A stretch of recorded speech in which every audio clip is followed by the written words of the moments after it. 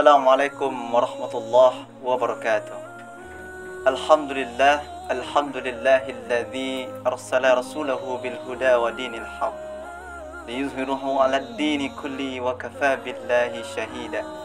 Asyhadu an la ilaha illallah wahdahu la syarika lah wa asyhadu anna Muhammadan 'abduhu wa rasuluh la nabiyya ba'da amma ba'd. Bersyukur kita kepada Allah Subhanahu wa taala, Zat yang Maha Pengasih dan Maha Penyayang, yang tak pilih kasih dan tak pandang sayang.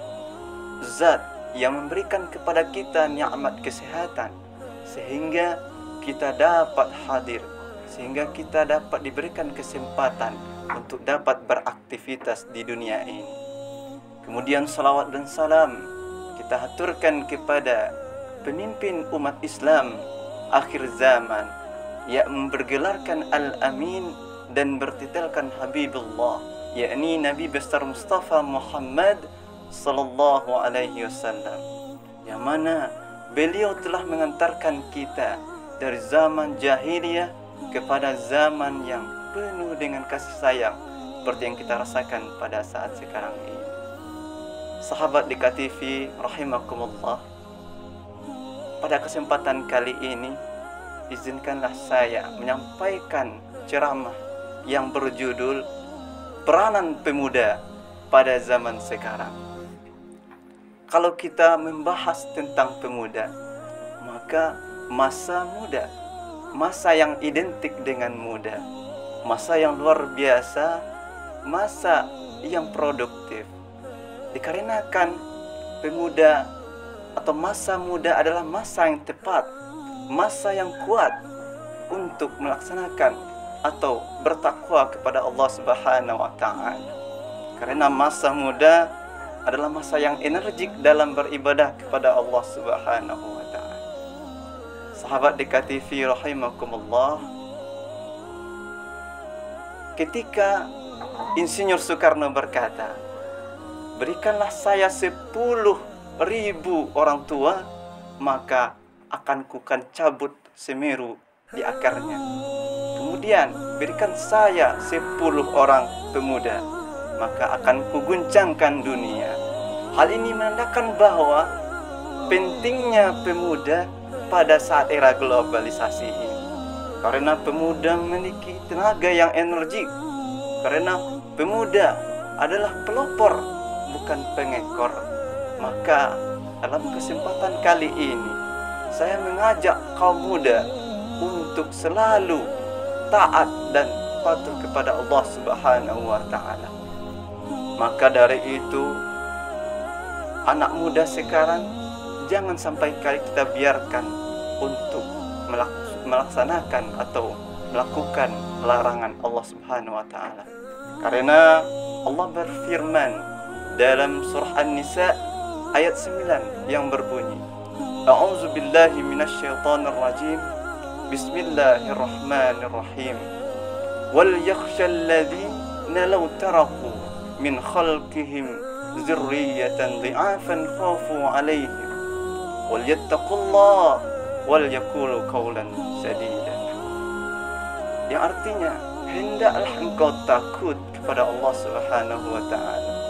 Seandainya kamu meninggalkan di belakang kamu anak-anak yang lemah, yang mereka khawatir atas kesejahteraan mereka, dan bertakwalah kepada Allah Subhanahu wa taala dan ucapkanlah perkataan yang benar.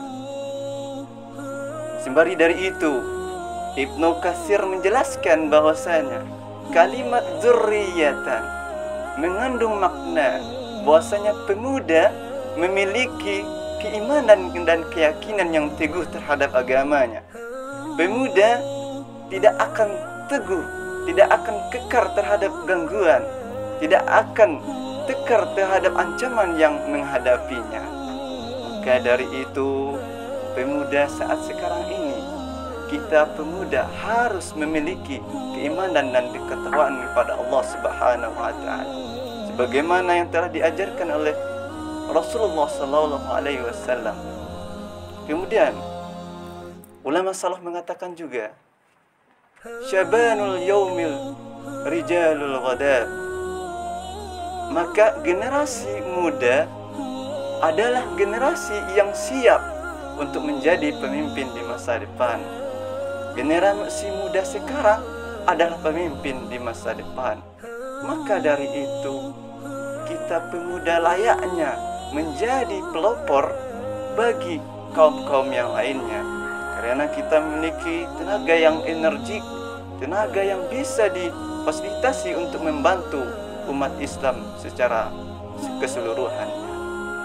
Maka dari itu, hal yang dapat kita ambil dari penjelasan tadi, bahwasanya pemuda, masa muda adalah masa yang luar biasa, masa yang produktif, masa yang harus kita gunakan untuk beribadah di jalan Allah Subhanahu wa Ta'ala.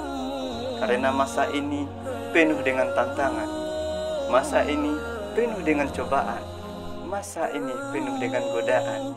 Nah, barang siapa yang dapat melaluinya dengan baik, maka surgalah tempat terakhirnya. Maka apakah kita tidak mau?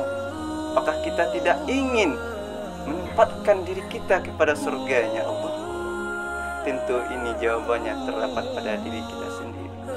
Maka dari itu saya mengajak pada teman-teman untuk selalu taat dan patuh terhadap ajaran yang Allah berikan dan melaksanakan sunnah Rasulullah Sallallahu Alaihi Wasallam. Yang kedua, yaitu pemuda sekarang adalah pemimpin di masa yang akan datang. Jadi penentu masa depan yang cerah adalah pemuda sekarang. Maka dari itu kita layaknya untuk selalu belajar dan belajar, untuk selalu meningkatkan diri menjadi manusia yang baik, sehingga kita dapat mengamalkan ajaran Rasulullah Sallallahu Alaihi Wasallam.